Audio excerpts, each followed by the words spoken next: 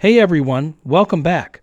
Today, I am going to show you how to measure distance on Google Maps. So, let's get started. First, open your Google Maps app on your mobile device. Now find your starting point. Once you've chosen your starting point, just press on it. You'll see a red dropped pin on the map and the name of the dropped pin below. Tap on the name and you'll see an option called Measure Distance. Just tap on it.